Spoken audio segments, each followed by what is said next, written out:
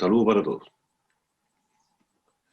Hoy veremos la sesión 5 que corresponde a los senos paranasales y al cabo. Vayamos a ello. Y esto, se me corrieron un poco los senos paranasales, el cabo no se ve. Bueno, en fin, pero ya que estamos aquí, hablemos de esto un poco. Tal como les adelanté en la sesión anterior, ¿cierto? En el cráneo se pueden producir algunas calcificaciones. Esto lo puse aquí yo hace algunas versiones de este curso, de esta sesión, porque a esta altura de la asignatura, los alumnos en tiempos normales, ¿cierto?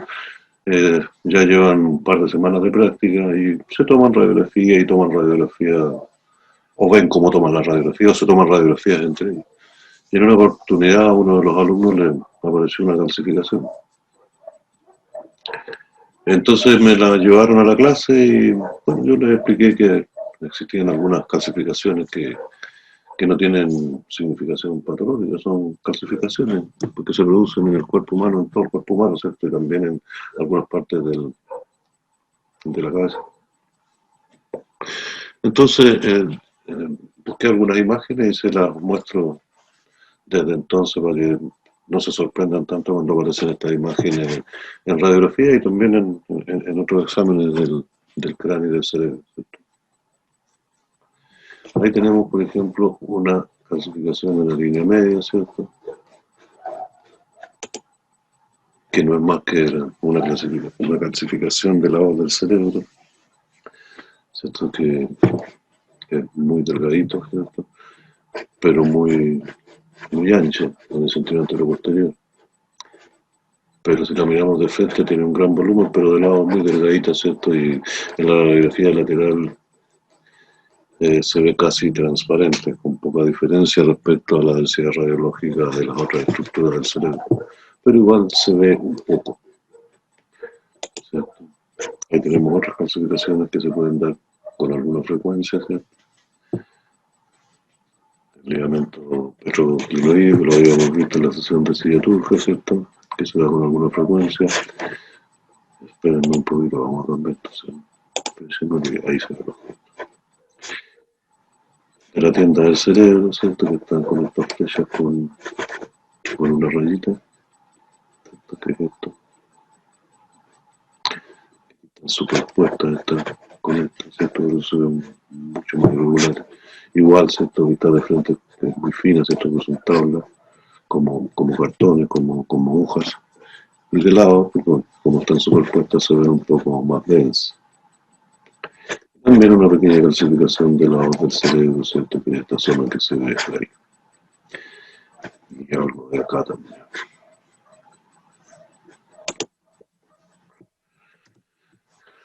Ahí tenemos otras calcificaciones, ¿cierto? Que tienen que identificar ustedes, que ya las tienen identificadas, ¿cierto? Tienda del cerebro.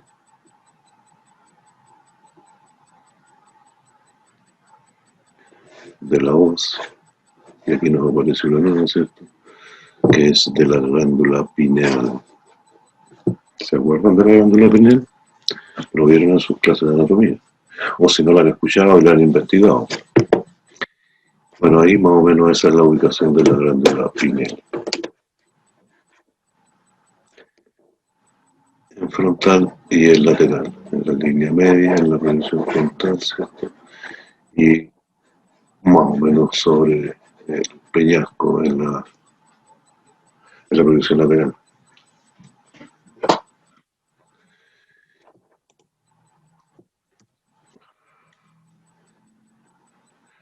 Ahí tenemos dos calcificaciones, ¿cierto? Bastante notorias, en frontal y en lateral,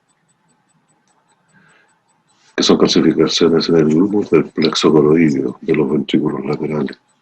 ¿Se acuerdan que en la clase anterior le echaron una miradita a la anatomía del sistema ventricular del cerebro? ¿Cierto? ¿Se acuerdan del primer y segundo ventrículo, ¿cierto? O de los ventrículos laterales que se llaman, al lado. Tienen forma de cuerno, ¿no es cierto? Esto es la calcificación de una parte del glúm, que es la parte donde se crea, se forma el líquido suprarrenal. Se da con alguna frecuencia, ¿cierto? Ahí tenemos también calcificación del glúm del plexo coraídeo, de los ventrículos laterales, ¿cierto? Que tiene forma de boomerang, ahí casi como la forma que se dibuja esquemáticamente en la anatomía, ¿cierto? Los ventrículos laterales. Ahí tenemos otra calcificación, ¿cierto? También del plexo coraídeo lo doblado, que tal como dice ahí, no necesariamente tiene que ser interpretado como un signo de anomalía integral.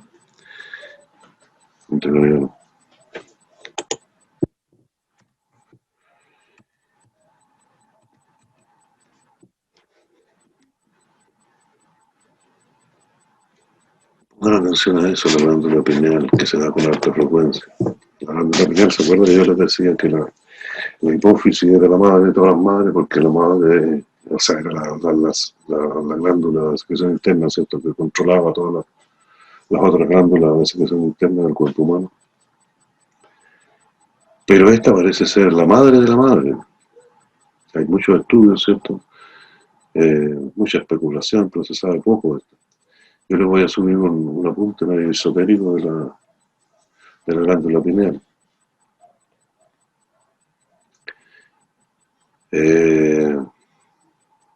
Bueno, eso lo van a ver ustedes, lo comentamos en alguna oportunidad.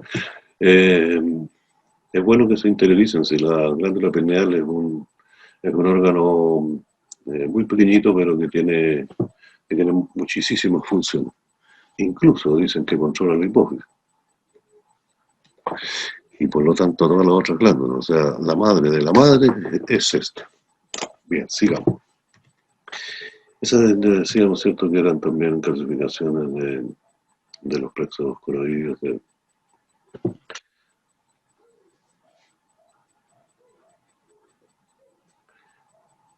sistema ventricular, sistema enfermario, se pueden los ventrículos laterales. Esta es bien interesante porque es bien parecida a una que les mostré yo en la primera clase, ¿cierto? Una calcificación de una hiperostosis, un aumento de volumen, ¿cierto? Una calcificación de la pared del cerebro, del cráneo.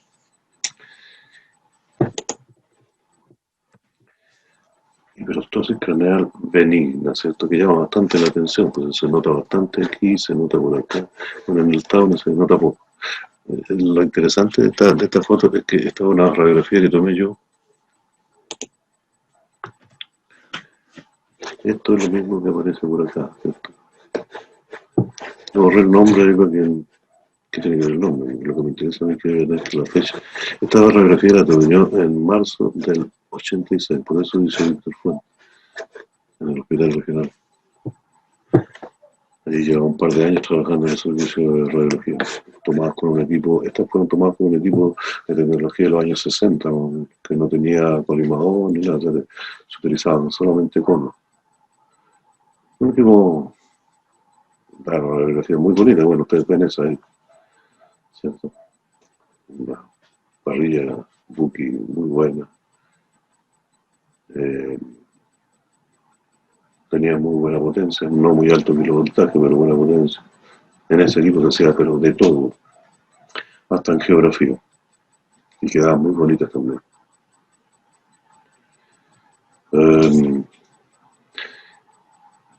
Lo especial de esto, que tiene esto, es que estas radiografías yo las tengo, y en ese tiempo, para tener radiografía, había que tomarle 2 veces la radiografía al paciente, porque una se iban a informe, ¿cierto? Y en ese tiempo se le entregaba la radiografía a los pacientes. Y si uno quería tener copia, tenía que tener una máquina fotográfica a mano, y eso en ese tiempo era muy difícil. Tendría que haber andado siempre uno con una máquina fotográfica, ¿no? Así que le tomé un set de radiografías adicionales, y todavía las tengo, ahí están. Pero en ese tiempo nunca pensé yo que las iba a utilizar ahora para mostrárselas a ustedes. Bueno, eso. casi un dato anecdótico. Bien, vamos a los senos paranasales. Los senos paranasales, como ustedes saben, son cavidades que contienen aire, que están ubicados dentro de los huesos del cráneo, ¿cierto? Y que tienen cierta importancia, porque allí se producen algunas patologías que nosotros las tenemos que mostrar, ¿cierto? Ahí tenemos en un cráneo dibujado esquemáticamente la ubicación de los senos maxilares, ¿cierto? De los senos frontales, de las celdillas etmoidales, y aquí no se ven, pero por detrás de esto, ¿cierto? Están los senos esfenoidales, que los podemos ver por aquí. Aquí están las celdillas etmoidales, ¿cierto? Que son las mismas, son varias, pero se llaman celdillas, ¿cierto? Tienen diferentes números. El seno frontal, ¿cierto?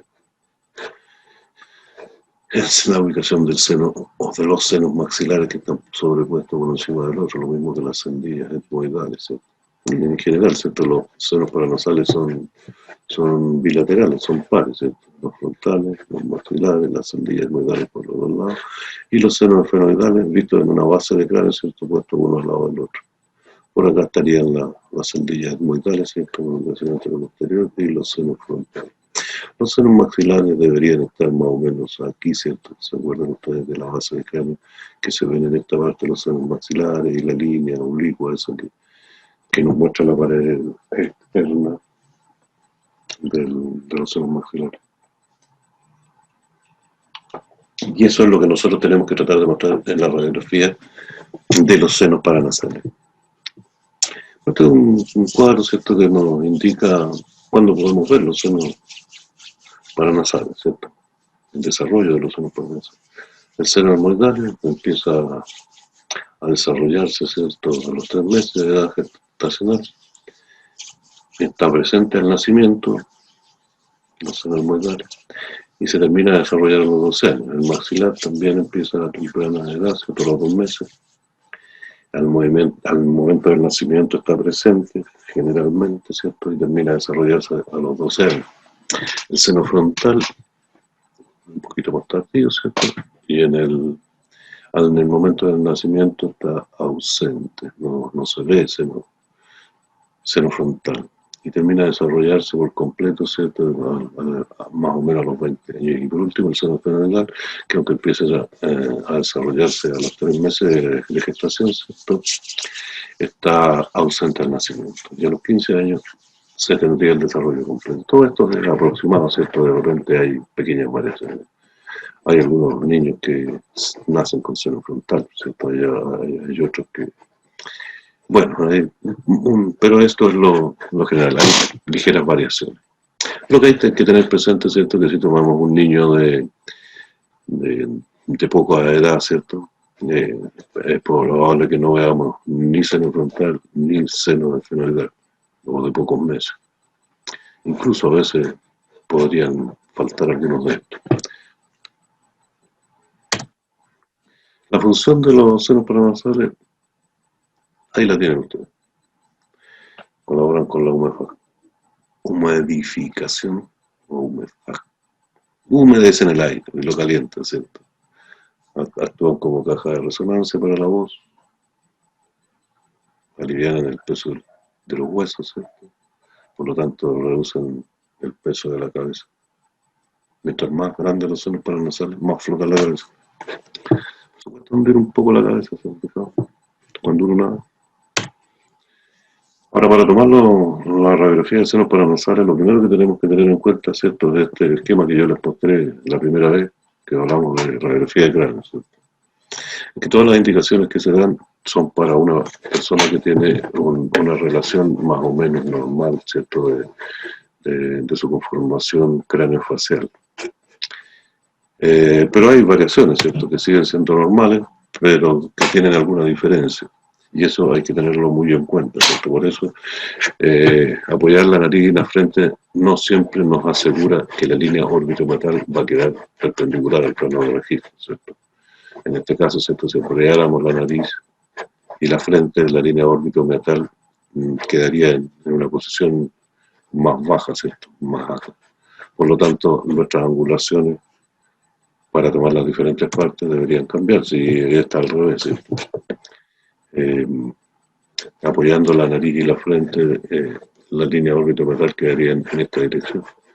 De tal modo que hay que tener en cuenta eso, ¿cierto? Cuando nosotros ubicamos la cabeza de un paciente para tomar una radiografía de la que sea, y también para los senos paranasales, ¿cierto? Nosotros tenemos que asegurarnos que la línea órbito-metal quede en la posición que nosotros queremos. Y en este caso que quede perpendicular al plano de registro, ¿cierto? Y si no, si apoyamos la nariz en la frente, ¿cierto? Tenemos que adecuar nuestra angulación a la nueva angulación que tiene la línea base orbitometal. O sea, hay las dos posibilidades, ¿cierto? O corregir la cabeza del paciente de tal modo que la línea orbitometal quede perpendicular, o apoyar la nariz en la frente, ¿cierto? Y corregir, adecuar la angulación del radio central para tener la misma proyección. Bueno, la proyección principal y básica, ¿cierto?, para los senos paranasales es la llamada occipito frontal, 15 grados, que es la básica, ¿cierto? También llamada radiografía de Caldwell, ¿cierto?, que se toma con la línea orbitometal perpendicular al plano de registro y con unos 15 grados de angulación hacia caudal, hacia abajo, ¿cierto? Y se obtiene esta radiografía que es bien similar a la radiografía de cráneo frontal, solamente que se toma póstero anterior, o sea, un cráneo póstero anterior, ya que las estructuras que nosotros queremos ver, ¿cierto?, están en la parte anterior de la cabeza, ¿cierto? Los senos paranasales están todos en esta parte, o sea, en la parte más anterior. Y en esta proyección está diseñada especialmente para poner de frente, ¿cierto?, los senos frontales, las celdillas etmoidales. Se ven tangencialmente, diríamos. También se puede tener una visión regular de los senos maxilares, pero no es la proyección que uno usa para ver los senos maxilares. Pero nos da una idea de la forma y de la cantidad de aire que tienen los senos maxilares, ya que los senos maxilares quedan debajo aquí de varias estructuras de la cara, ¿cierto?, y de los peñascos de los temporales.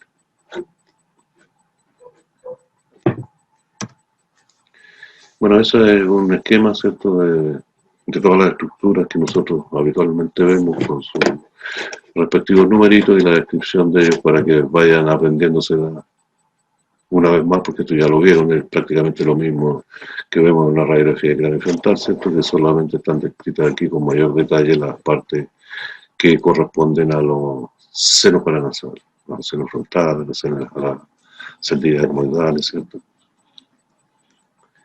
a los senos fenoidales un poco y los senos maxilares. Esta foto, que no tiene nada de particular, la puse aquí yo porque es la foto que viene acompañada con ese esquema, ¿cierto?, para que puedan identificar las líneas que corresponden.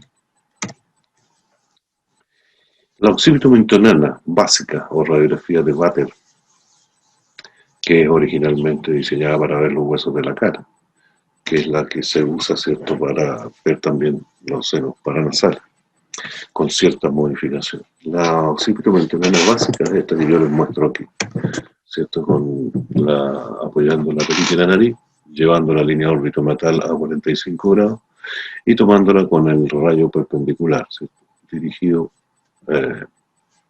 puede ser, ¿cierto?, aquí al nación, ¿cierto? Bueno, ahí el punto que está entre el labio superior y la nariz, ¿cierto? Y ahí vamos a obtener esta radiografía. Esa radiografía. En esta radiografía, ¿cierto?, tenemos una visión, bueno, si fuera menos colimada, tendríamos prácticamente todos los huesos de la cara. Pero para ver lo que nosotros vemos de los senos paranasales, ¿cierto?, del seno frontal, las celdillas etmoidales anteriores, ¿cierto?, porque al levantar la perita, ¿cierto?, las posteriores estas bajan y quedan tapadas acá por las otras estructuras de la cara. Y lo que nosotros vemos son las celdillas etmoidales anteriores, la parte anterior de las celdillas etmoidales. Vemos otra proyección de los senos frontales, ¿cierto? A veces la primera que les mostré, ¿cierto?, en esa se ven muy de frente y al mirarlos de abajo tenemos una proyección diferente. De modo que a veces despeja bastante duda respecto a la estructura y conformación de los senos frontales esta proyección. Y, por supuesto, se ven los senos maxilares con los peñascos en los vértices del seno, de los senos maxilares. el vértice inferior de los senos maxilares se tapa aquí un poco con los peñascos de los temporales, ¿cierto? Pero si nosotros queremos ver esto, esta es la progresión occipitomentonana o de Vater. Si nosotros queremos ver mejor los senos maxilares, tendríamos que darle un poco más de angulación, ¿cierto? A nuestro base, y nos mostraría por completo los senos maxilares hasta el fin. La diferencia en esto es que cuando nosotros tomamos esta radiografía, tal como la describimos recién, ¿cierto? Vemos el techo de las órbitas, que es una pared compartida, ¿cierto? Que es el mismo, perdón, el piso de las órbitas. El piso de las órbitas, ¿cierto? Decía yo que es una pared compartida con el seno maxilar, ¿cierto? Ya que es el techo del seno maxilar, es una sola cosa. Y está en esta radiografía prácticamente de frente, ¿cierto? O sea, si esto tuviera alguna alteración se vería con mucha facilidad. Por ejemplo, si estuviera fracturado o si tuviera una erosión, ¿cierto? Una enfermedad erosiva. Ahí tenemos la misma radiografía con un poco más de angulación, ¿cierto? Probablemente no está tomada en celular, debe estar tomada con unos 10 grados, ¿cierto? Y ya se ve un poco más de los senos, perdón, del vértice que aquí queda tapado casi de un tercio. Aquí se ve mucho menos de un tercio tapado, ¿cierto? Se ve muy poquito tapado. Pero si ustedes se fijan, esta pared que antes la veíamos de frente se empieza a inclinar y se empieza a ensanchar, de tal modo que el evaluar. Si nosotros queremos evaluar la parte superior del seno maxilar, o sea, el techo del seno maxilar o de los senos maxilares, tendríamos que tomar esta porque mientras más angulación nosotros vamos dando, ¿cierto? Seguimos viendo las mismas estructuras en una posición un poco diferente, pero esto va perdiendo definición porque se va viendo como en oblicuo, ¿cierto? Esto que se veía de frente y esto un poco, como tiene más angulación, se va viendo un poco más oblicuo. Pero si nosotros queremos ver enteros los senos maxilares, tenemos que darle más angulación, ¿cierto? Bueno, esa es la predicción de Vater típica, ¿cierto? Que se usa para ver los huesos de la cara, ¿cierto? Los arcos cigomáticos que se ven aquí en una radiografía un poco más, con menos colimación, ¿cierto? Los pisos de las órbitas, los bordes externos de las órbitas, con la apófisis orbitaria del malar. Bueno, esto es una radiografía de Vater típica para ver los huesos de la cara, ¿cierto? Y en esa, como está dada así, se pueden identificar todas esas partes que ustedes probablemente ya las ubiquen prácticamente todas. Entonces, si nosotros queremos ver enteros los senos maxilares, ¿cierto? Aunque perdamos la parte superior, ¿cierto? El techo del seno maxilar, tenemos que darle más angulación. Y para esa radiografía, además, le abrimos la boca al paciente, ¿cierto? Manteniendo la línea órbito-metal en 45 grados. Y le damos al rayo central, ¿cierto? Una angulación respecto al plano de registro de entre 20 y 25 grados. 20 diría yo. Y vamos a obtener esa radiografía. Esta radiografía vamos a ver enteros los senos maxilares. En la parte superior, como ya dijimos, no se va a ver tan nítida de frente, ¿cierto? Porque esto se va a ver oblicuo, pero vamos a ver bien los vértices inferiores. Y además, a través de la boca, vemos por detrás, ¿cierto? El que está aquí, que es el seno esfenoidal, o los senos esfenoidal, por uno y otro lado, ¿cierto? Bueno, ahí vemos las diferentes posiciones, ¿cierto? Este es un Vater típico, ¿cierto? Donde los senos, los techos de, perdón, el borde superior de los peñascos queda en la parte inferior de los senos maxilares, por lo tanto no se ve entero, esto se le da un poco más de angulación, se ve casi completo. Y finalmente esta, que es la que se usa, ¿cierto? Para ver los senos frontales, ¿cierto? Que es la vértico-mentoniana con la boca abierta y con cierta angulación, ¿cierto? Unos 20 grados de angulación, 20-25 grados de angulación. O unos 60 grados respecto, 60-65 respecto a la órbita unilateral. Es más fácil agregar 20 grados, ¿cierto? A la angulación con respecto al plano de registro. Bueno, creo que no les dije, pero esta radiografía, lo deben haber leído en el apunte, ¿cierto? Deben ser realizadas siempre en posición erecta. Paciente sentado en un asiento, ¿cierto? Y frente al estativo. También se pueden hacer en decúbito, pero hay, como este es un órgano o una parte del cuerpo que tiene aire, ¿cierto? Eventualmente podría tener líquido, y ese líquido en una posición decúbito, ¿cierto? Se esparcería a través de todo el seno y no representaría una imagen homogénea que no nos daría mucha claridad. En cambio, al tomarlas de posición erecta, ¿cierto? El aire y el líquido producen un nivel hidroaéreo que es fácilmente identificable como tal. Y hace la diferencia, ¿cierto?, entre un simple engrosamiento de la mucosa, ¿cierto?, del seno y una manifestación de líquido que no se representaría en una radiografía en posición de cubrir. Ahí tenemos algunos ejemplos, ¿cierto?, de radiografías típicas de senos paranasales de un niño, ¿cierto? Sabemos al tiro que es un niño, ¿cierto? ¿Por qué sabemos que es un niño? Porque tiene como 5 correos de dientes aquí, ¿cierto? Parece alien. Bueno, en fin. Los senos frontales, empezando a desarrollarse o con poco desarrollo. Sendillas etmoidales, ¿cierto? Por detrás el seno fenoidal. Acá tenemos el seno fenoidal a través de la boca y los senos maxilares. Este es el mismo niño, ¿cierto? Y tenemos otro, también niño, ¿cierto? Una persona joven, con bastantes dientes también. Ustedes ya todas las líneas y partes las identifican, ¿cierto? Les quiero poner especial atención a ver si se ven aquí, una vez tiene poca definición, pero en esta se ven claramente partes del oído que se ven aquí, ¿cierto? Cuando uno tiene una radiografía con buena densidad ósea, como en este caso, el conducto auditivo interno, digamos, el vestíbulo, canal semicircular superior, canal semicircular lateral, por aquí estaría la cóclea, para que se vayan acostumbrando a lo que se tiene que ver de oído en una radiografía. Bueno, y todas las estructuras que nosotros necesitamos ver. Bueno, aquí tenemos el sendillas etmoidales, ¿cierto? Senos frontales no tenemos. Aquí tenemos los senos maxilares, como ustedes saben, están presentes desde el nacimiento. Aquí debe haber alguna patología, ¿cierto? Seno esfenoidal muy aireado, las sendillas etmoidales anteriores, seno frontal prácticamente no existe. ¿Para qué les voy a repetir lo mismo? Estas son dos radiografías de cauda, ¿cierto? Frontales de senos paranasales, también de personas jóvenes, las mismas estructuras que usted conoce, ¿cierto? Lo mismo están, la velocidad de Water, los diferentes pacientes con diferentes grados de cantidad de aire, ¿cierto? Probablemente tenga, esta está tomada en posición erecta, ¿cierto? Por lo tanto, no podría ser esto un nivel de aire. Eso no nos corresponde a nosotros decirlo. Son los radiólogos los que tienen que pronunciarse al respecto. El seno fenoidal, claramente mostrado, ¿cierto?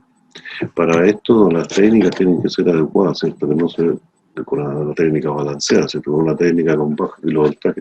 Esto parece puro blanco y negro y se tiene muy buen contraste, se ven muy bien los huesos, pero las partes más densas y las partes menos densas se contrastan mucho y cuesta un poco. Por lo tanto, la técnica tiene que ser balanceada, ¿cierto? Ahí tenemos otro paciente, ¿cierto? Senos frontales que como todos los senos, ¿cierto? No solo los frontales, sino que los maxilares, las sendillas etmoidales y los senos fenoidales son muy variables en tamaño y en forma, como vamos a ver un poco más adelante. Aquí tenemos, ¿cierto? Prácticamente no tiene dirección, un poco más a la izquierda del seno, por lo tanto esto debería ser una sinusitis, ¿cierto? Y algo de hipoplasia también de los senos maxilares, o sea, senos maxilares pequeños. Otra proyección para ver los senos paranasales, ¿cierto? Es la proyección lateral, que no es más que una proyección lateral de cráneo, ¿cierto? Con una técnica diferente. Cuando se quieren ver todos los senos en una sola radiografía hay que usar filtros compensadores, ¿cierto? Porque la parte anterior es mucho más delgada que la posterior, de modo que si nosotros que debemos ver todo, hay que usar filtros compensadores o tomar dos radiografías diferentes, ¿cierto? Una para ver la parte más gruesa, donde se ve el seno fenoidal y parte de la sendilla etmoidal, y otra con con menos técnica, ¿cierto? Donde podemos ver los senos maxilares, los senos frontales, ya con las endillas etmoidales que están acá. Para eso existen dos puntos de centraje, ¿cierto? Yo se los describí en el apunte. Que son esos mismos que están ahí, ¿cierto? Para ver los senos que están más adelante, ¿cierto? Y para ver el seno fenoidal y parte de las endillas etmoidales que están en esta zona.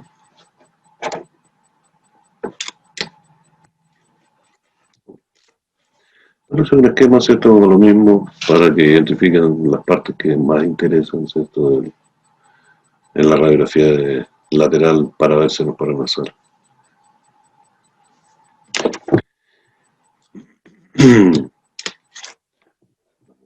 Seno afilar, ¿cierto? Seno frontal, seno fenoidal, celdilla etmoidal. Bueno, eso no es más que un esquema, ¿cierto? Donde se ve el centraje que se usó, ¿cierto? La parte que vamos a ver es este montón de líneas y sombras que son lo que se ve en esa radiografía. Y acá está el esquema, que para eso es esta foto que corresponde con la siguiente, ¿cierto? Donde están descritas cada una de las líneas a que corresponde. Para que nos vamos ubicando, ¿cierto? En la proyección lateral y en los huesos de la cara, que son los que tenemos que identificar de uno por uno, ¿cierto? En la radiografía. No solamente saber su ubicación anatómica, sino que saber cómo se ven en las diferentes proyecciones de la radiografía. Otra que ustedes la conocen, ¿cierto? Que sirve para ver senos paranasales, es el asumento vertical básica, ¿cierto? Que para qué la vamos a describir. Cuando la línea órbito-matar está paralela al plano de registro, ¿cierto? Nosotros tenemos que darle unos 5 grados más, ¿cierto? En el radio central, y vamos a obtener esta radiografía donde vemos las endillas etmoidales vistas axialmente, ¿cierto? El seno fenoidal, los senos maxilares, incluso a través de los dientes, algo en esta proyección se ven, ¿cierto? Los senos frontales. Eso depende de la angulación que le demos al tubo o la posición de la cabeza, como ustedes ya saben. Bueno, es una foto, ¿cierto? Y la posición y el esquema, ¿cierto? Que ya lo conocen ustedes de la base del cráneo, pero para que lo relechen una repasadita. La occipito mentoniana inclinada, o sea, está igual que el váter, ¿cierto? La occipito mentoniana, que está con la boca abierta, ¿cierto? Y en la cual se observan una pacificación de la parte de los vértices inferiores de los senos maxilares, y que parece que tuvieran cierta forma de botecito, ¿cierto? Lo cual es clásico del llenado de un volumen con líquido, ¿cierto? Que se adhiere a las paredes, ¿cierto? Con la tensión superficial y queda más o menos. Es igual que ver un vaso de helado, ¿cierto? No se ve una línea recta, sino que se ve pegado a los bordes. O sea, esto parece que fuera líquido. Y eso hay que dilucidarlo. Si esta radiografía hubiera sido tomada en posición prono, el líquido se esparce en todo esto y se ve todo pacificado al seno, ¿cierto? Entonces no es menos representativa, ¿cierto?, de lo que realmente ocurre, porque podría interpretarse como que todo el seno tiene un aumento de volumen de la mucosa, lo cual, al ponerlo de pie, ¿cierto?, queda claro que no es así, ¿cierto?, sino que es líquido de la infección que tiene este niño, que se ha ido acumulando en el seno, producto de la obstrucción probablemente de su conducto. Entonces, para saber o confirmar que eso es líquido, se puede tomar la radiografía occipito-mentonal inclinada. No es necesario esto, ¿cierto? Está puesto ahí para ponerle un poco de color, ¿no? O sea, es la misma radiografía, ¿cierto?, en la que uno le inclina la cabeza al paciente tratando de que quede lo más similar a esto.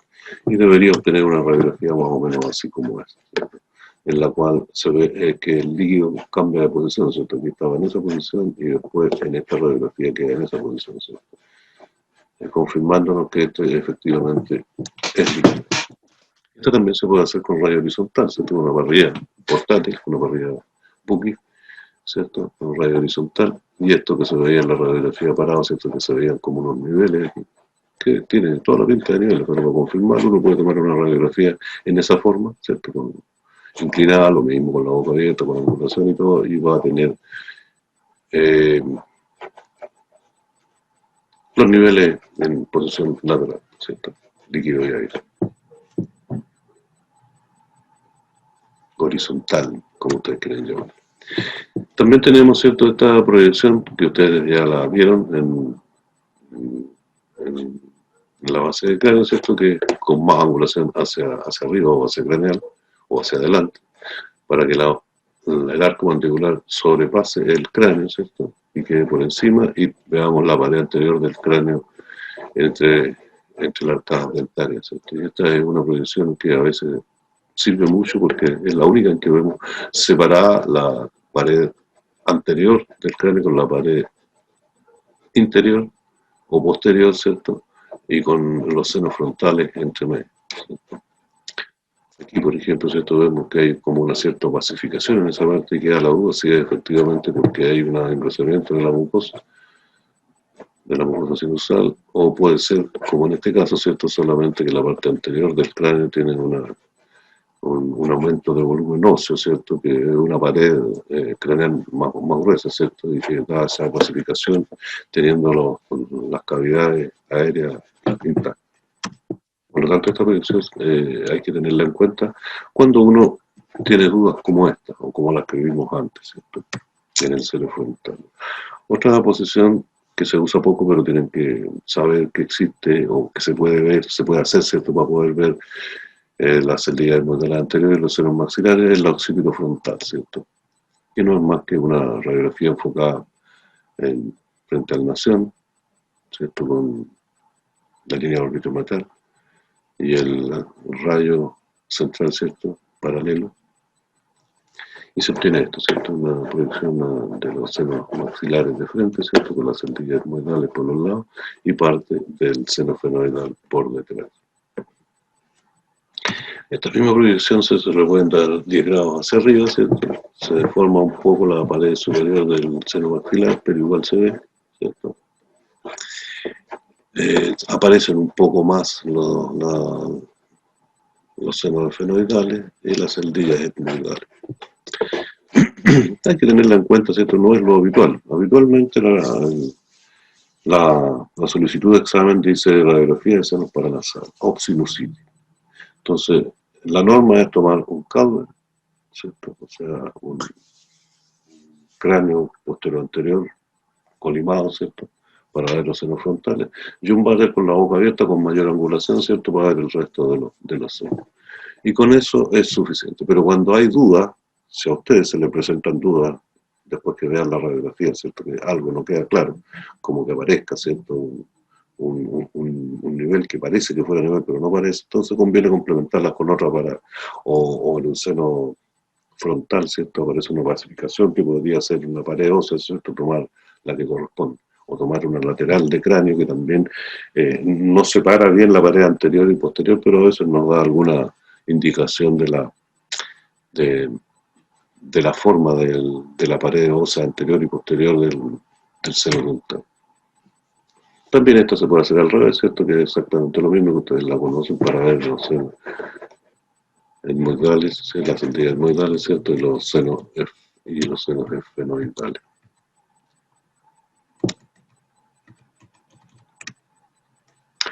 Bueno, estábamos aquí, ¿cierto? Y finalmente, esta radiografía, que es una radiografía oblicua de los senos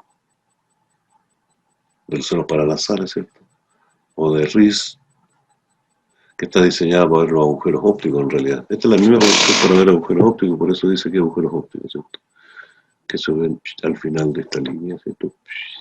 Ahí está el agujero de la izquierda y está el derecho. No, aquí está el revés, está el derecho y está el izquierdo.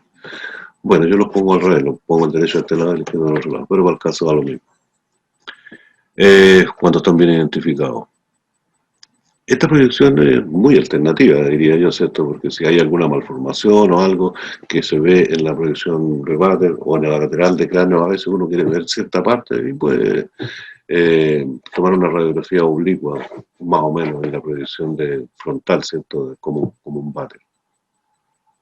Esto es muy alternativo, como digo, pero tenemos que tener en cuenta que aquí podemos ver otra proyección en oblicua, digamos, de de todos los senos para nacer. Esta, por último, ¿cierto? Es la misma radiografía tomada en posición prona, ¿cierto? En posición erecta y con rayo horizontal. Bueno, en esta, ¿cierto? Se ve cierta opacificación del seno frontal que podría pasar desapercibida, pero si la tomamos de pie, ¿cierto? El líquido que estaba esparcido acá se va hacia abajo, ¿cierto? Queda el aire arriba y se ve un nivel hidroaire. Y si no estamos contentos o seguros con eso, ¿cierto? Le podemos tomar todavía una horizontal, ¿cierto? Y vemos que el nivel hidroaéreo se desplaza, ¿cierto? Quedando el aire hacia la línea media y el líquido hacia la mesa. Y ese, como ustedes saben, es el Taj Mahal, ¿cierto? Bonito. Saben ustedes que eso es una tumba, ¿cierto? Un niño enamorado se la dedicó a su amada muerta. Bueno, en fin, así es el amor. ¿Saben ustedes además que este es diríamos, el patio trasero de Taj Mahal, que es lo más famoso, porque la entrada principal está por el otro lado, que da un río? ¿Sí? ¿Sabían eso? Bueno, ahora lo saben. Estas son radiografías de senos paranasales, ¿cierto? Que nos van a mostrar ciertas alteraciones que ustedes podrían encontrarse con cierta regularidad y para que no nos sorprendan, ¿cierto? Bueno, aquí se ve un seno maxilar en una radiografía de váter, ¿cierto? Con la boca abierta. Normal, y este se ve bastante más pequeño, u ocupado, pequeño diría que ser. Bueno, ahí está la explicación. O sea, existen senos tanto maxilares como de otros que son hipoplásicos, o sea, son más pequeños que lo habitual, siendo la cavidad aérea normal, como en este caso. Tal como dice aquí, ¿cierto? La disminución de esto conlleva como un aumento del tamaño de la órbita, lo cual confirma que esto es una hipoplasia del seno maxilar izquierdo, parece ser, ¿cierto? Ahí tenemos otra, ¿cierto? Comparen ustedes el engrosamiento de la parte inferior de la órbita, ¿cierto? Este es un poco más ancho, por lo mismo. Esto es algo que se ve con alta frecuencia y que yo lo he visto muchas veces descrito como tabicación de los senos maxilares, que no es tal, ¿cierto? Los senos maxilares son los senos maxilares y estas tabicaciones que se ven por acá, ¿cierto? Como esta y esta, son cavidades aéreas de los senos esfenoidales, que son muy variables. El seno esfenoidal, el esfenoide, en realidad es un hueso que ocupa mucho volumen dentro del cráneo, ¿cierto? Y siendo la forma y el tamaño clásico debajo de la silla turca de la cavidad aérea, esta se puede extender a través del hueso hacia las alas mayores, hacia prácticamente todo el hueso. Entonces da imágenes a través del seno maxilar que corresponden al seno esfenoidal, pero que a veces es descrito como tabicación del seno maxilar. A lo mejor lo que quieren decir, lo que lo describen así, es que el seno maxilar se ve tabicado por la presencia por detrás, ¿cierto?, del seno esfenoidal. Se ve una opacificación del techo, ¿cierto?, que según el autor, ¿cierto?, no es más que una hiperostosis, un crecimiento óseo, o una excrescencia ósea, como le puso ciúticamente. Eso se da con alguna frecuencia y hay que tener cuidado con eso, ¿cierto? ¿Qué les parece? Vean la explicación. Orificios nasales. Si ustedes ven una nariz voluminosa, ¿cierto?, y apoyan la nariz para tomar esta radiografía, tienen que tocar la nariz, no aplastarla así, porque no, las aletas nasales se aplanan, ¿cierto? Y se superponen con los senos maxilares. O sea, es tocar la nariz, no apretarla, no dejarla, no. Tiene que tocarle de modo que tocando, nada más. Y eso es prácticamente lo mismo, solamente que con los labios, ¿cierto? Al abrir la boca, ¿cierto? Los labios muy gruesos, que hay personas, ¿cierto? Algunas razas incluso tienen los labios muy gruesos. Bien, y apretarlo se superponen con los senos maxilares. Eso es un poquito sofisticado, ¿cierto? Las fracturas que de repente aparecen y que no son tales y que ya lo habíamos visto, ¿cierto? Que se ve con alguna frecuencia en la pared externa del seno maxilar. Bueno, ahí tenemos una opacificación, ¿cierto? Que parece nivel, pero al salir de la duda, ¿cierto? Porque queda la duda siempre, hay que asegurarse. Es un crecimiento óseo, ¿cierto? Del suelo del seno maxilar o del antro maxilar.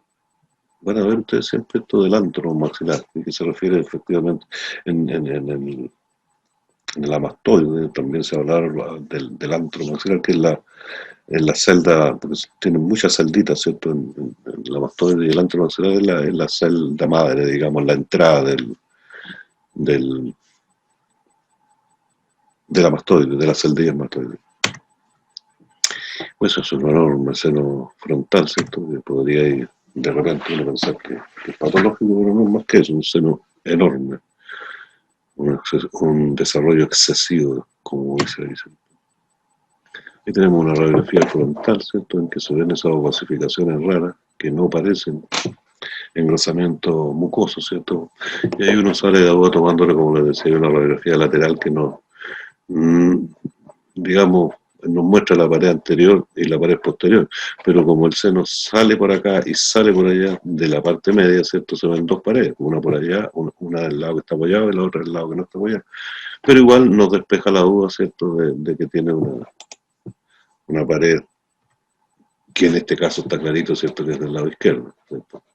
Porque opacifica todo ese sector, apoyando el mouse, todo ese sector. Por eso que es mejor, ¿cierto? Si uno quiere ver la pared anterior y posterior, la radiografía de base de cráneo con 20 grados. Porque ahí sí se ve un corte axial en este nivel. Se lo estaba mostrando con la mano, no, tiene que ser con el mouse. Ahí está. Se ve un corte axial, ¿cierto? Y ahí se podría ver bien, además de esta proyección, ¿cierto? Que nos despeja la duda que que toda esa opacificación es producto de una excrescencia ósea, ¿no? Como dice ahí, neumatización incompleta, ¿cierto? Eso se ve también con alguna frecuencia, ¿cierto? Y no es más que una superposición de dos estructuras óseas que se produce con alguna frecuencia, ¿cierto? Los cornetes sobre la conoide de la mandíbula. Ahí tenemos unos senos frontales bien raros, ¿cierto?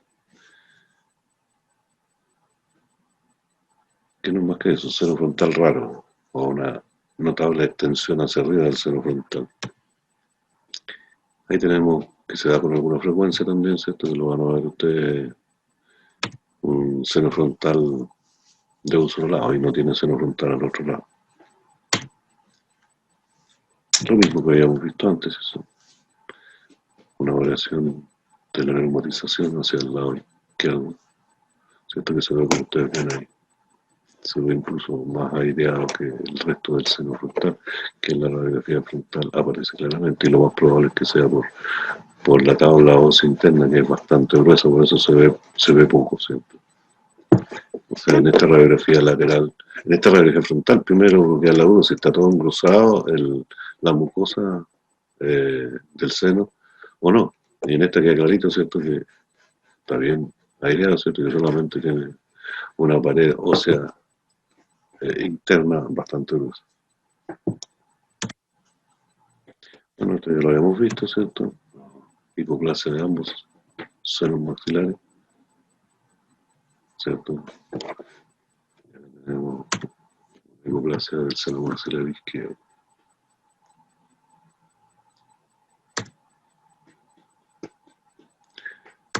Bueno, eso es casi lo mismo que habíamos visto en una radiografía anterior, ¿cierto?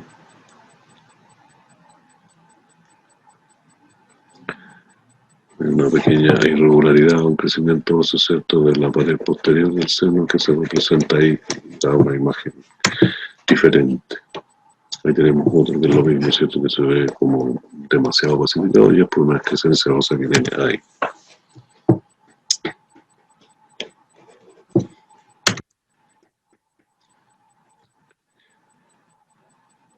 Es una ubicación o una celda accesoria, llamémosla así, del seno frontal.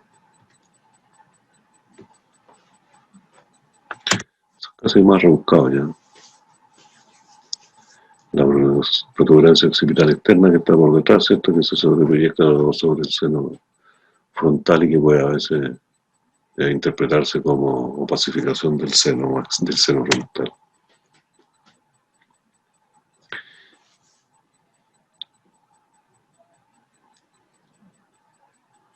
Las celdillas etmoidales a veces dan extensiones, ¿cierto?, hacia otras partes, porque estos huesos están todos unidos en esa parte. Si ustedes ven la conformación global de ese sector, van a ver que todas estas estructuras están juntas unas con las otras, de tal modo que de repente un seno se extiende, atraviesa la pared que lo separa y se extiende hacia otro seno, como en este caso, ¿sí? Una parte de las celdillas etmoidales se metió hacia el seno frontal.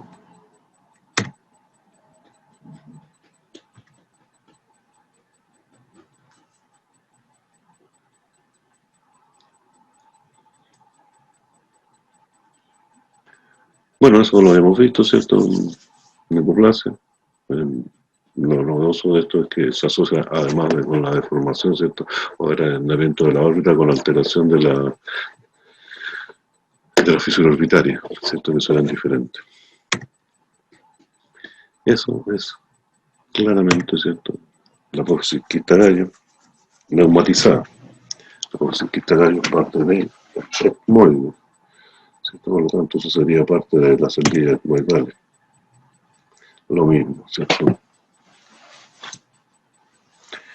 Bueno, ahí se muestra el agujero de los randos mayores por la predicción, ¿cierto? Que no es exactamente una predicción ni de Batten ni de Caldwell, es como intermedio. Bueno, eso no es más que eso, ¿cierto? Un efecto de masa que se llama superposición de imágenes, que a veces son más densas, ¿cierto? Y nos muestran cosas que efectivamente no son. Ya lo habíamos visto, ¿cierto? Me pasa adelante, maxilar derecho, perdón, del izquierdo, y además el seno fenoidal, ¿cierto?, proyectado sobre el seno maxilar, que se representa como una radicación del seno maxilar.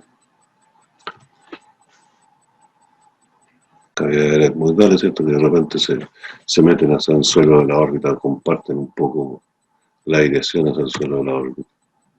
Lo mismo esa celdilla etmoidal, ¿cierto?, que está metida dentro del seno fenoidal. Esto es lo mismo, ¿cierto?, solamente que esta es una radiografía y esta es una planigrafía o tomografía, ¿cierto? Recuerden que la técnica de la planigrafía la van a estudiar ustedes más adelante. Que no es más que una radiografía que hace un corte, ¿cierto?, eliminando toda la parte que está debajo de lo que uno quiere ver y lo que está encima, ¿cierto? Y esto mismo, que una superposición de imagen, se presenta solamente como un plano aquí. Y se ve claramente, ¿cierto?, lo que se quiere ver.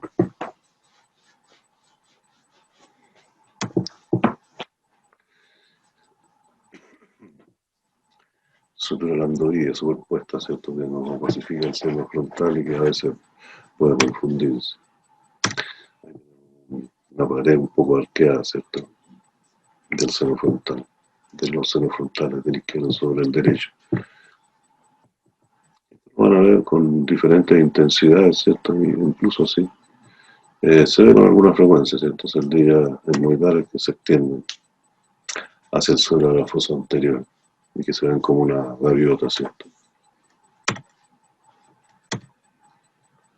La sutura nasofrontal, que a veces se esclerosa, ¿cierto?, y se ve sobre el seno, pero yo creo que es bien clásico eso, ¿cierto? Y además se puede despejar la duda, ¿cierto?, con una radiografía lateral de seno frontal. Esto es interesante, como muy interesante y yo que también se ve con alguna regularidad. ¿Qué tenemos aquí? Tenemos una opacificación, esta radiografía está tomada con el paciente erguido, ¿cierto? Probablemente sentado. Tenemos una opacificación de la parte inferior, lo mismo acá, pero los bordes son diferentes. Se fijan ustedes que este tiene la conformación típica de un botecito que por la adherencia, ¿cierto?, de la tensión superficial de los vídeos, se adhiere de los bordes y se representa no como una línea recta, sino que se presenta así. Como les decía yo, igual que en un vaso, ¿cierto? Uno ve el nivel nunca es recto, sino que tiene, se adhiere más en los bordes y se ve así. Pero esta no, esta se ve una clasificación que podría ser, ¿cierto?, un engrosamiento de la parte, de la mucosa de la parte inferior del seno más fino. Pero llama la atención, ¿cierto?, que esto tiene como una forma, que es al revés de esta, que es parejita, ¿cierto? Esta tiene una forma para arriba, ¿sí? Pero puede ser. Pero para salir de la duda, se tomó en este caso, ¿cierto?, una radiografía lateral del seno, de los senos maxilares. ¿Y qué tenemos aquí? Tenemos este, ¿cierto?, que es como un botecito, que también se ve acá, que son las flechas blancas, pum, pum. Y tenemos este otro, que no es una cosa difusa, sino que aquí se nota más, ¿cierto? Esto, que tiene forma de cúpula. ¿Qué hace? ¿Qué es eso? Ahí está. Reducción de Vater, se refiere a esta, ¿cierto?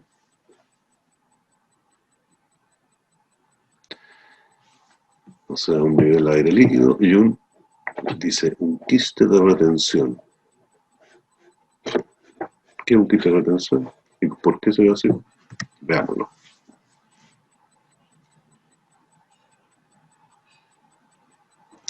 Una masa homogénea en forma de cúpula, siendo normal el resto de la mucosa sinusal. ¿Ve? Eso repítanlo para que no se lo olviden, un quiste de retención. ¿Qué tenemos acá? Fija de Caldwell, ¿cierto? Donde está enfocado el seno frontal y vemos esto mismo. Vamos, ¿qué es eso? Ya dijimos, pues, quiste de retención del seno frontal, con aspecto típico del quiste de retención. Contorno liso, forma de cúpula y densidad homogénea. Quiste de retención del seno frontal. ¿Qué son los quistes de retención? Léanlo ustedes porque se los voy a leer yo, ¿sí?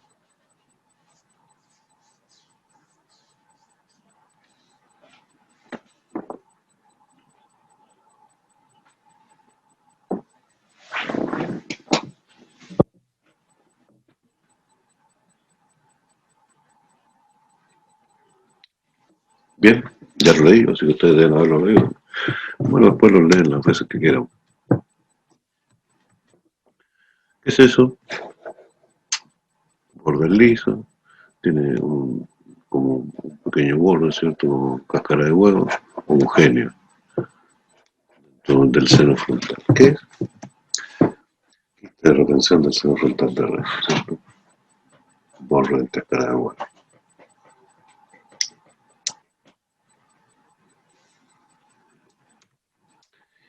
Ahí tenemos otro, ¿cierto? Una radiografía y la radiografía del mismo, ¿cierto?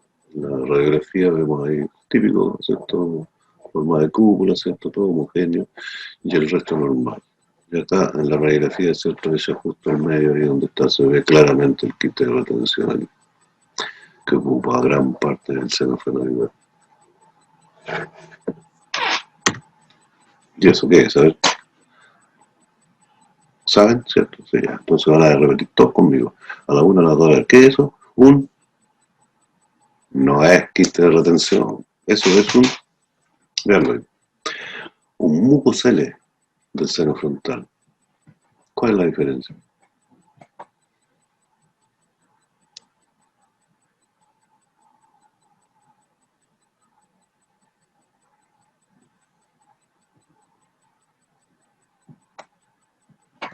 Esa es la diferencia, ¿cierto? Que el mucocele ocupa todo el seno y expande el seno. Incluso puede comprometer las paredes del seno. O sea, todo el seno está ocupado, ¿cierto?, por el mucocele. Fíjense ustedes que el borde típico de los senos frontales es así como irregular, ¿cierto? Esto está redondito, con un quiste, pero ocupa todo el seno. Ese es el mucoseno.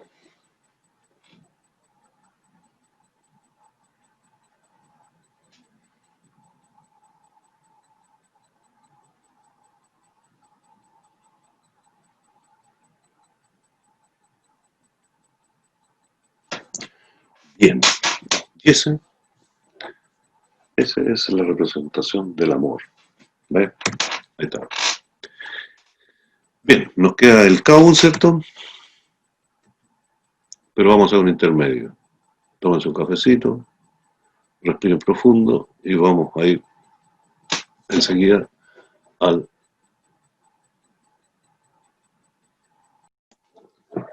Bien, vamos a la segunda parte. Como dijimos, lo que vamos a ver es el cabo. No se conoce mucho a nivel, digamos, general qué es el cabo. Yeah. El rinofárico, en realidad, ¿cierto? Es una radiografía lateral del rinofárico, que se denomina cabo. La radiografía también se denomina radiografía de cabo o cabo rinofaringeo, ¿cierto? Que es la parte más alta de la faringe, que como ustedes saben está compuesta por tres partes, ¿cierto? O dividida topográficamente en tres partes. Bien, la radiografía del cabo, ¿cierto? Es una sola y muy sencilla de adquirir o de realizar, ¿cierto?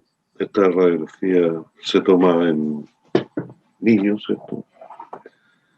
De cualquier edad, a veces también en guaguitas, bastante, que la necesitan. Y niños hasta 15 años, diría yo. A veces piden en niños mayores por algunas otras causas, pero lo fundamental son los niños que están en crecimiento, ¿cierto? En pleno desarrollo de su sistema inmunológico. Si uno pone la cabeza del niño en posición normal, ¿cierto? Lo habitual es que la línea orbitomatar quede más o menos en 20 grados respecto a la línea horizontal, a una línea horizontal, ¿cierto?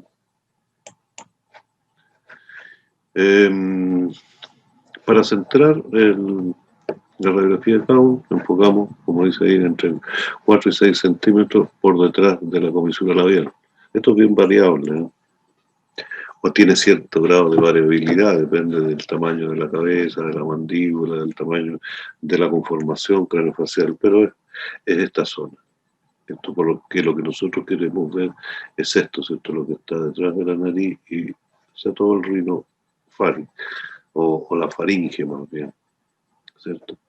Que nosotros lo vamos a ver representado por el aire que se ve en la radiografía, ¿cierto? Se ve de color negro y que se destaca sobre las estructuras que tienen más densidad.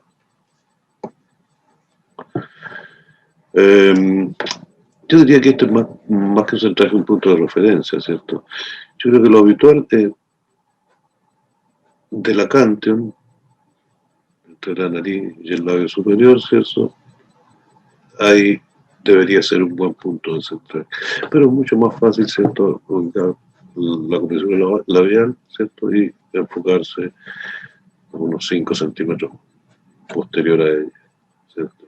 O diríamos longitudinalmente unos 3 o 4 centímetros por delante del conducto auditivo interno. Esa es la zona. Lo que nosotros queremos ver, ¿cierto?, es el rinofarinx para poder determinar el crecimiento, ¿cierto?, de las adenoides, que se ubican en la parte posterior del rinofarinx, ¿cierto?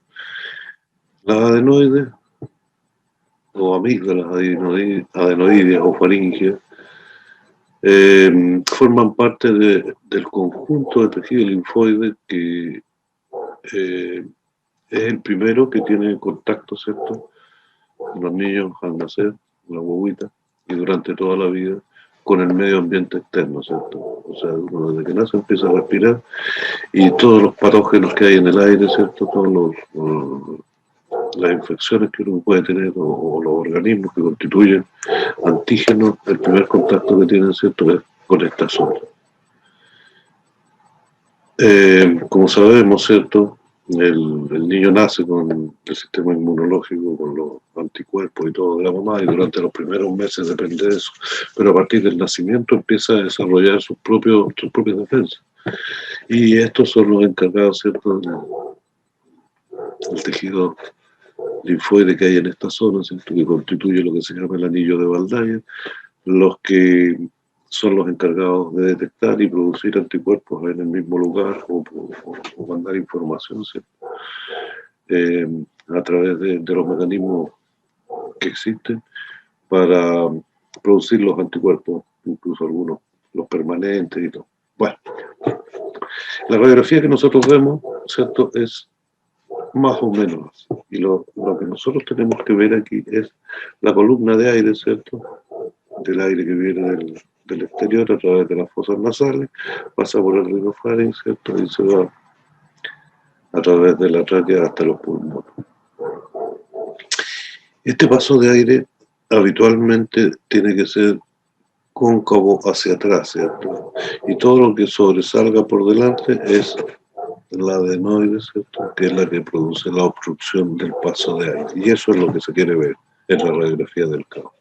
Lo cual es sumamente importante, ¿cierto?, porque en esta zona se produce como un campo de batalla, ¿cierto?, entre el tejido linfoide con los linfocitos, con los anticuerpos y los antígenos que están llegando, los microbios. Entonces se produce una zona que está muy edematosa y conflictiva, donde están alojados, ¿cierto?, porque ahí permanecen los microbios, los patógenos en general, ¿cierto? Y el problema es que esto, como quieren cumplir su función, va cada vez desarrollándose más y a veces provoca la obstrucción del paso de aire o algún grado de absorción del paso de aire normal, ¿cierto?, de la nariz hacia los pulmones. Y en ese caso los niños, ¿cierto?, empiezan a respirar por la boca, lo cual, como creo que se lo he explicado, no es lo normal, ¿cierto? La boca es para comer y de emergencia para respirar, pero la respiración debería hacerse siempre por la nariz, ¿cierto?, porque ahí se produce primero el proceso de entibiamiento del aire, ¿cierto?, en el caso de que el aire sea muy frío, y además el aire pasa, ¿cierto?, por este sistema de detección, ¿cierto?, que son los adenoides. En realidad, por el anillo de Waldeyer, ¿cierto?, que protege toda esta zona, que está compuesta, ¿cierto?, por los adenoides que están en esa zona, por los tejidos linfáticos tubáricos que está siguiendo el tracto, ¿cierto?, por las amígdalas palatinas, ¿cierto?, que están por delante, ¿cierto?, y las amígdalas linguales. Entonces, todo lo que entra por esta zona, ¿cierto?, se detecta, ¿cierto?, y se produce esta zona de conflicto donde algunos quedan atrapados, ¿cierto?, y son procesados para formar la inmunoglobulina y los anticuerpos.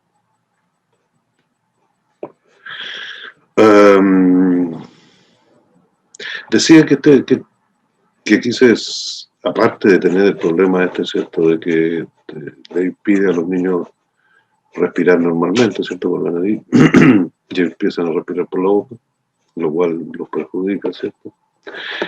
El otro problema que les decía yo es que esto, aquí en esta zona, ¿cierto?, donde se produce este conflicto, está la entrada o salida de la trompa de Eustaquio, ¿cierto?, que es la comunicación que hay con el exterior, la única comunicación que hay con el exterior, ¿cierto?, a través de la trompa de Eustaquio, con la cámara timpánica, ¿cierto?, o oído medio. Por lo tanto, cuando esto está todo congestionado, los microbios, ¿cierto?, los patógenos, tienden a irse a través de la trompa de Eustaquio, ¿cierto?, y con el mismo bicho que está combatiéndose aquí, se infecta el oído medio y se produce una otitis media en los niños. Y ese diría yo que es el síntoma principal que lleva a los papás a consultar, ¿cierto?, los niños que se resfrían muy seguido, varias veces en la temporada de invierno y cada vez que se resfrían le duelen los oídos, o sea, tienen las otitis media, que ocasionan muchos problemas, cierta parte del dolor. Entre ellos la hipoacusia en la edad avanzada. Por lo tanto, ¿cierto? Es bien importante determinar el grado de crecimiento para hacer los tratamientos adecuados de este crecimiento adenoide que a veces sobrepasa, ¿cierto? El volumen normal, ¿cierto? Y tratamientos de diferentes tipos. Entre ellos el quirúrgico, ¿cierto? Se extraen la mayor parte de la amígdala, de las adenoides, del tejido linfoide adenoide, ¿cierto? Que está ubicado en esa zona. Por lo tanto, se trata solamente de determinar, ¿cierto?, el crecimiento de la adenoide. Esa es la radiografía de campo. Pero como esto no puede ser tan cortito, ¿cierto?, vamos a aportar algunos detalles más. Bueno, esto es lo mismo, ¿cierto?, solamente para ubicar anatómicamente las amígdalas faringeas o adenoides que están en esta parte, ¿cierto? Ya dijimos, por aquí está la entrada de la trompa de Eustaquio, las amígdalas palatinas, que son las que vemos cuando se abre la boca, ¿cierto?, que están puestas ahí en el paladar blando, a los dos lados, ¿cierto?, por el lado lateral derecho e izquierdo de la úvula, las amígdalas sublinguales y las otras que están ubicadas más atrás, ¿cierto?, que son laterales, así que no están dibujadas aquí, además que estas son las principales, ¿cierto? De tal modo que si nosotros le abrimos la boca a una persona, ¿cierto?, y tiene las amígdalas, como dicen, inflamadas, vemos estas que están aquí a los lados, ¿cierto?, de la úvula, y una por cada lado. Las palatinas no se ven porque están detrás de la lengua o por debajo de la lengua, quizás bajando la lengua un poco se pueden ver, y las amígdalas faringes que están por detrás, aquí que no se ven, ¿cierto?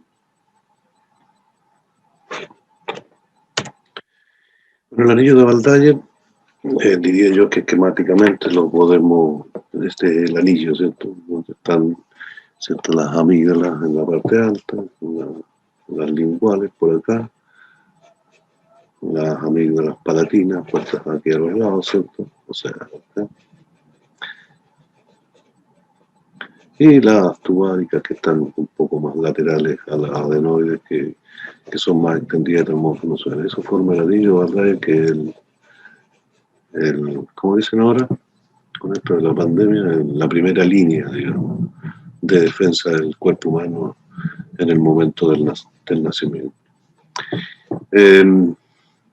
Yo encontré por ahí esta presentación que la encontré bastante entretenida, así que le vamos a echar una mirada, que se refiere al anillo de Waldenser, del cual ustedes seguramente ya no oído hablar, pero es bueno que aprovechando esto, ¿cierto?, que tenemos un minutito aquí, le vamos a echar una miradita. Como decía, ¿cierto?, el anillo Waldenser es un conjunto de tejido linfoide que rodea el istmo de la bucofaringe y el paso entre esta y la nasofaringe. O sea, aquí es el punto de control, digamos, de todo lo que ingresa a través del aire, ¿cierto?, y de los alimentos a nuestro cuerpo, ¿cierto? Y los componentes están ahí, ¿cierto? Ahí está un poco más desmenuzado, pero básicamente es lo mismo que les había comentado. La fisiología inmunológica del anillo de Waldenser. No se lo voy a leer porque ustedes ya lo están leyendo.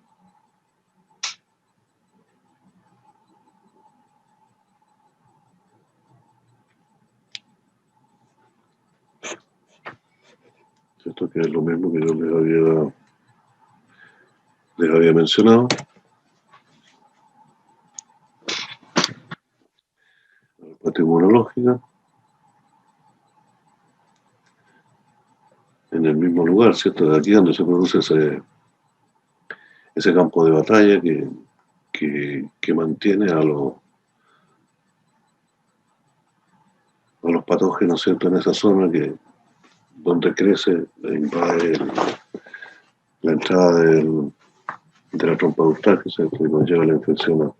Y una función general, ¿cierto?, que pasa al torrente circulatorio, la inmunoglobulina, para producir el efecto inmunológico más generalizado.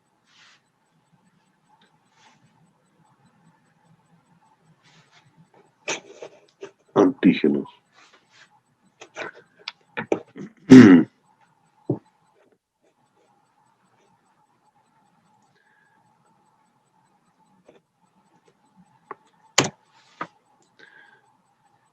¿Cómo se realizan estos mecanismos, cierto? Leanlo, aunque sea esta vez, o repásenlo. Esto les sirve como información general que uno la debe tener presente, ¿cierto? De tal modo que leerla unas 2 o 3 veces es bueno.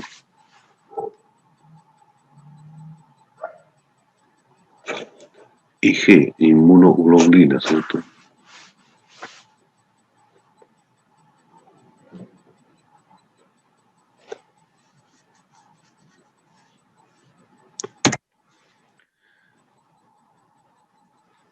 El mecanismo, ¿cierto?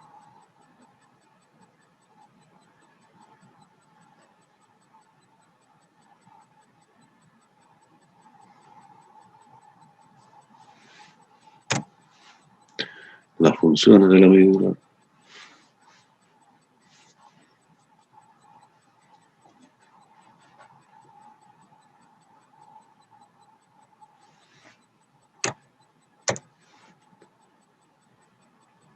Más funciones.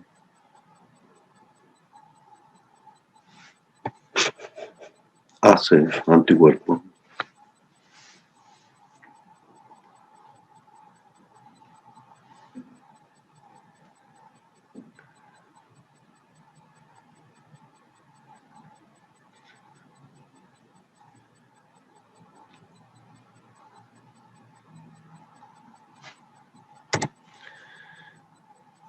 Más de fisiología, ¿cierto? Esto es importante, ¿cierto? Que empiezan a crecer a los 9 meses de vida. Más o menos, ¿cierto? Puede empezar antes también. Recuerden, como les decía, ¿cierto? Que los niños nacen con el sistema inmunológico y los anticuerpos de las mamás. De tal modo que vienen protegidos, ¿cierto? Pero a partir desde que nacen empiezan a tener nuevos contactos y a formar su propio sistema inmunológico.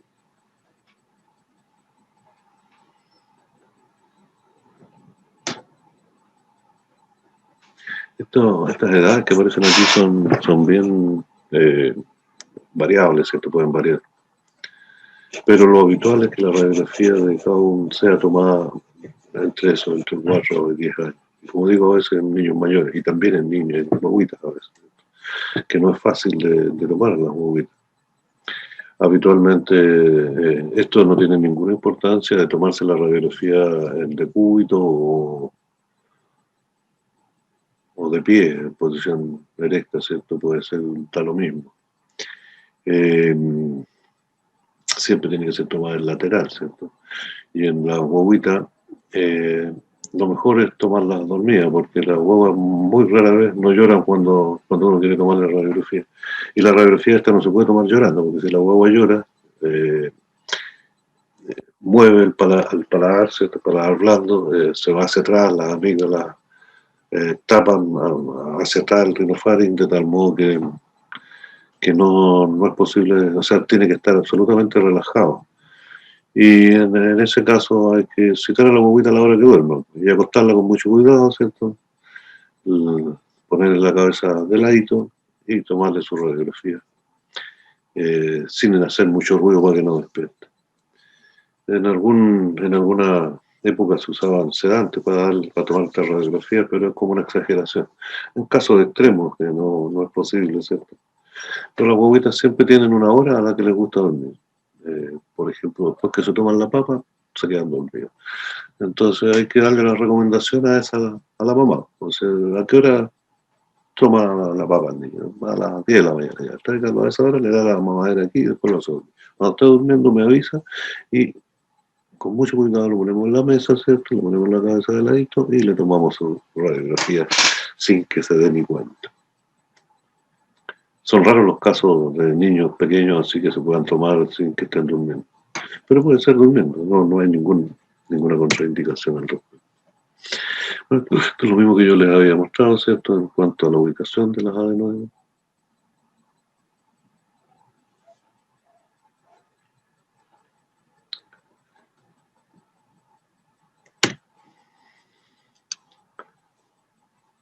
los factores que favorecen las infecciones bacterianas.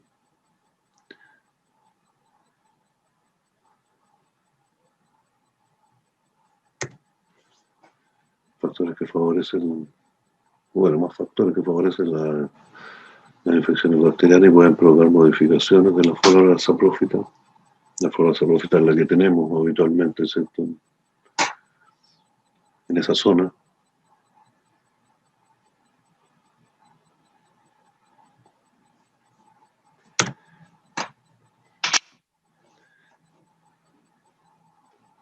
La adenoiditis aguda.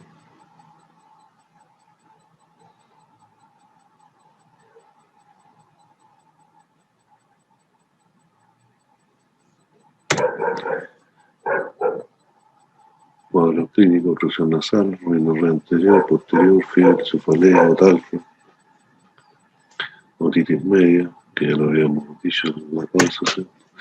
Y segundo, la adenoiditis crónica, ¿cierto? Que están ahí bien descritas.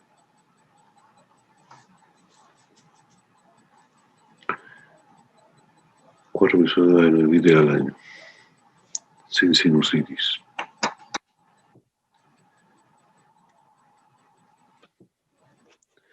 En la radiografía lateral se observa con técnica para parte blanda, con hipertrofia de la misma y disminución de la columna aérea, que es la que nosotros vemos.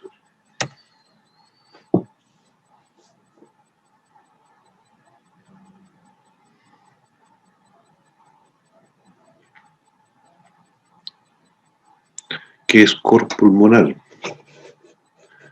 Búsquenlo, cor pulmonar. Es muy sencillo, pero búsquenlo ustedes porque así aprenden más. O sea, se recuerda más. Si yo lo digo ahora, se le olvida en media hora.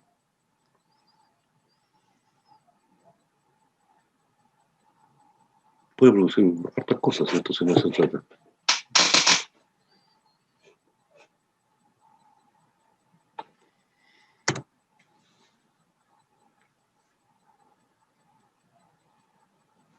Incluso alteración del desarrollo de la carita, de las guaguas, ¿cierto? De los niños, que tienen una cara especial, ¿cierto?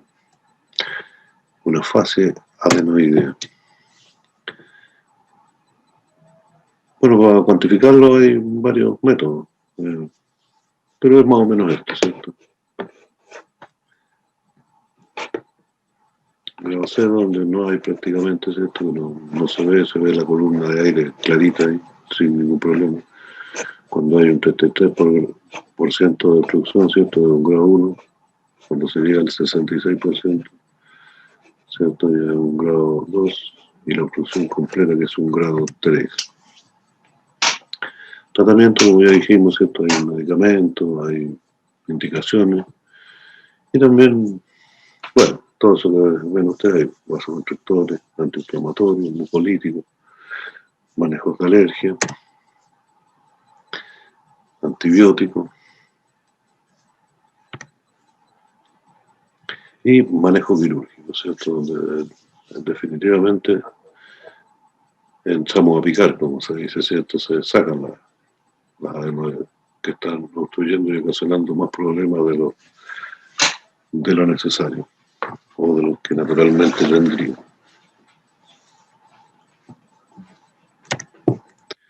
Y esta foto es solamente para indicarles eso, ¿cierto? Ahí tenemos el orificio faríngeo de la trompa eustaquia, ¿cierto? Que está prácticamente encima, cuando crece la adenoide queda encima, ¿cierto? Y esto desde la parte posterior de la nariz pasa directamente a la cámara timpánica o oído medio, ¿cierto?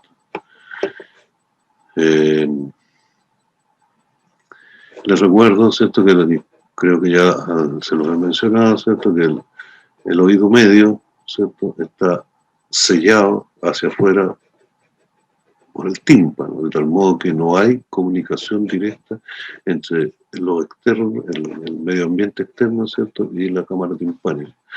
Y como el tímpano funciona como la tela de un tambor que tiene que estar muy tensa, ¿cierto? Para eso tiene músculo y todo, ¿cierto? Es bien importante que para que funcione bien las presiones del interna de la cámara timpánica y la externa sea equivalente, ¿cierto? Porque si ahí aumenta la presión ambiental, ¿cierto? Cuando sube la presión, y la presión se mantiene constante o se mantuviera constante en la cámara timpánica, el tímpano se iría hacia adentro y no funcionaría muy bien. O al revés, si baja mucho la presión, ¿cierto? La presión y se mantiene la presión interna, el tímpano se comba hacia afuera, ¿cierto? Y no cumple su función. Y lo notamos nosotros habitualmente, ¿cierto? Cuando vamos subiendo un cerro o subiendo en un avión o bajando, que suben o bajan las presiones, ¿cierto? Por la diferencia de altura, que uno queda como sordo, o sea, y de repente traga, ¿cierto? Y como que el aire, ¿cierto? Que nos entró, nos compensó y queda clarito, ¿sí? Como que se destapan los oídos. Es solamente eso. De tal modo que por ese mismo mecanismo, ¿cierto? Por este tubo virtual se desplazan todos los bicharracos, ¿cierto? Microbios y eso, virus, ¿cierto? Y provocan las infecciones en el oído medio, que provocan además tantas molestias a los niños, ¿cierto? Todos hemos tenido un familiar o un amigo, un vecino, que cada vez que se resfría un pequeñito termina con otitis. Es muy incómodo y doloroso, tanto para el niño como para los papás, que es poco lo que se puede hacer, ¿cierto? Bueno, estas son tres imágenes diferentes de tres niños, ¿cierto? Como decíamos, el rinofaring habitualmente en los adultos tiene convexidad hacia atrás, ¿cierto? Esto es un tubo que comunica, ¿cierto? Las cavidades nasales con el resto del sistema respiratorio. Pero en esta zona se desarrollan, ¿cierto? Los adenoides, que en este caso son bastante destructivos, yo diría alrededor, quizás más del 66%. O sea, esto sería un grado 2, ¿cierto? Esto se puede medir, ¿cierto? Yo le voy a subir un apunte donde se describe la forma en que se mide. Esta radiografía, bueno, siempre yo les digo lo mismo, pero tengo que decírselo, están tomadas de un negatoscopio, de tal modo que las partes que son más claras brillan mucho. Pero siempre se nota que hay una pequeña depresión, que es la sincondrosis, ¿cierto? O no siempre, la mayoría de las veces, la articulación entre el efenoide y la parte anterior del occipital. Aquí hay una sincondrosis. Bueno, la medida desde ese punto hasta el paladar duro, ¿cierto? Nos indica qué porcentaje digamos, las dos medidas, una la medida completa y la otra del adenoide, y ahí se ve el porcentaje que está obstruido. También hay otra línea que también está escrita, ¿cierto?, que mide desde eso mismo el tamaño, no la relación que hay entre estos dos espacios, sino el tamaño de la adenoide, y también se puede determinar el grado de obstrucción. Bueno, estos niños, los tres tienen cierto grado bastante importante de obstrucción, ¿cierto? De tal modo que la técnica tiene que ser adecuada. O sea, uno podría tener una más blanda que se vea así como esto, ¿cierto? Pero es necesario ver un poco el hueso, ¿cierto? Para poder tomar la medida exacta. Y después desde el paladar duro, ¿cierto?, hasta allá para poder hacer las mediciones. De tal modo que, y tampoco puede ser muy penetrada, ¿cierto?, que quede la radiografía muy negra, porque si no, no se ve bien la columna. Hay que tratar de ver las dos cosas, parte del hueso y la columna de aire. Por ahí tenemos unos niños un poco mayores, ¿cierto? Esta radiografía habitualmente se toma una con la boca abierta y otra con la boca cerrada. La razón es que cuando uno tiene la boca cerrada cuesta muy poco tragar, ¿cierto? O sea, cerrar la boca y traga. Pero con la boca abierta es bien difícil tragar. Traten de tragar a ver con la boca abierta. Se complica. Porque uno de los problemas que tiene es que cuando los niños cierran la boca tienden a tragar inmediatamente. O se aguantan un ratito, pero justo cuando uno les toma la radiografía tragan y eso desconfigura todo. Tampoco pueden estar hablando ni llorando, ¿cierto? Porque el paladar blando, de esta parte, cambia toda la anatomía, pues no sirve. Creo que por ahí tengo una más adelante donde hay un niño que está justo tragando, ¿cierto? Entonces la idea es tener las dos posibilidades, ¿cierto? Una con la boca abierta, si uno toma la boca cerrada y queda bien, no hay problema, pero siempre se toman de rutina dos, una con la boca abierta y otra con la boca cerrada. Abrir la boca significa separar los labios y los dientes, ¿cierto? De tal modo que uno pueda respirar por la boca. No significa abrir la boca así a todas, que yo he visto radiografía de cabo un Tomás, donde le dice abre la boca, y los niños normalmente si uno le dice abre la boca, así grande, ¿no? Hay que separar los labios para que se pueda respirar por la boca, de tal modo de no cambiar la estructura normal del paladar blando, sobre todo, ¿cierto? Que esto es móvil y nos puede dar imágenes, porque además de evaluar, ¿cierto? Las adenoides, ¿cierto? También acá están las amígdalas palatinas, ¿cierto? Que también obstruyen a veces, mucho menos grado hacia adelante. Y también se describe o se ve en este tipo de radiografía, pero es mucho menos común. O sea, que tenga obstrucción de arriba hacia abajo o de atrás hacia adelante y de adelante hacia atrás también, ¿cierto? Una comba hacia adelante, que también se ve con alguna frecuencia. Ustedes ven ahí, este niño está con la boca abierta y este parece que estuviera con la boca cerrada, pero cuando uno cierra la boca no necesariamente junta los dientes, ¿cierto? O sea, ustedes pueden tener los dientes separados y la boca cerrada, no pueden tener los dientes y la boca y los labios juntos, ¿cierto? Lo normal, ¿cierto? Es que si uno está como en este caso con los labios juntos, no tiene los dientes juntos, ¿cierto? No esté respirando por la boca. Cuando uno respira por la boca, con la boca abierta, ¿cierto? Se produce una columna de aire entre la boca y el resto de la faringe, de modo que es notorio. Ahora, con la boca abierta, a veces justo en ese momento no está respirando y tampoco se ve, pero si tiene separados los labios y con ese grado de apertura de la boca, lo más seguro es que esté con la boca abierta. ¿Cierto? Además, es que ese es el trabajo de nosotros, ¿cierto? Al tomar la radiografía, asegurarse que el niño esté con la boca abierta y con la boca cerrada. Ahí tenemos el mismo niño, o sea, otro niño en la misma radiografía, los dos, uno con la boca abierta y otro con la boca cerrada, ¿cierto? Y se nota. Aquí tiene una columna de aire bastante más marcada que la de acá, y adenoides enormes, ¿cierto? Que casi esto yo diría que es grado 3. Ahí tenemos otro, ¿cierto? La boca abierta, boca cerrada. Se ve que este está efectivamente con la boca cerrada, pero igual tiene una pequeña columna de aire, la cual se agranda, ¿cierto? Al abrir la boca porque le permite. Ahora, esto cuando se ve bien, el niño está respirando cuando están obstruidos absolutamente, entonces se ve que están usando la boca para respirar. Ahí diría yo un niño prácticamente normal o con un grado 1, ¿cierto? O 0, con un poquito de adenoides, ¿cierto? Ahí está respirando por la nariz y la boca. Acá tiene la boca cerrada respirando y prácticamente no hay cambio, ¿cierto? En la columna de aire. Este niño, ¿cierto? Está con la boca cerrada y tragando con la boca cerrada, ¿cierto? Este niño probablemente yo le había tomado ya una radiografía con la boca abierta, pero igual había que agregarle una con la boca cerrada, ¿cierto? Por eso tuve que tomársela de nuevo. Igual se le ve los tremendos adenoides, ¿cierto? Y aquí no, pues aquí no se ve nada, se ve un error porque el niño justo tragó y ¡pum! Se fue todo el paladar blando para atrás y esto no significa que no esté respirando, porque la realidad es esa. Esto es solamente partes blandas que obstruyeron de adelante hacia atrás. Bueno, esto no es más que una radiografía de columna cervical, ¿cierto? Y solo para mostrarle el rinofaring en un adulto que siempre tiene una curvatura con convexidad posterior, ¿cierto? Una comba hacia atrás. Y en un adulto, si se ve comprimido, esto no es adenoide, puede ser cualquier otra cosa. Si se ve comprimida la columna de aire, ¿cierto? Un aumento en la zona de los adenoides, no son adenoides, puede ser un tumor u otra cosa, pero no son adenoides, los adultos no tienen adenoides.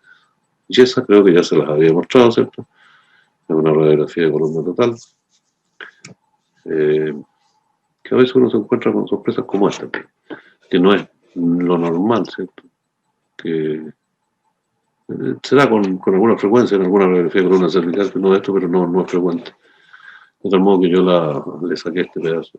Bueno, ustedes ven aquí el caupo, ¿cierto? Perfectamente, esto es un adulto, un joven probablemente. Pero justo por alguna razón, causa, justo estaba compensando su aire en la cámara timpánica, ¿cierto? En el oído medio, y se ve claramente la entrada de la trompa de Eustaquio, o faringotimpánica. Tubo faringotimpánico se llama. Bueno, eso sería, espero que le haya servido. La radiografía, como digo, es muy sencilla. Esta no es la posición para tomar radiografía de cabo. Hay que levantar un poquito más la pera. Lo más probable es que este sea un niño, ¿cierto? Que también bajó la pera un poco, uno se la levanta, pero uno levante los brazos. Ustedes se acuerdan. Bueno, no tienen práctica, pero hay que tener mucho cuidado, ¿cierto? Cuando uno levanta los brazos, la columna total, ¿cierto? Los niños bajan la perita y uno levanta la perita y ellos bajan los brazos. Hay que hacer las dos cosas juntas. Eso, que estén muy bien. Gusto saludarlos, cuídense, cuiden a sus adultos mayores, que estén muy bien. Nos vemos en la próxima. Chao, chao.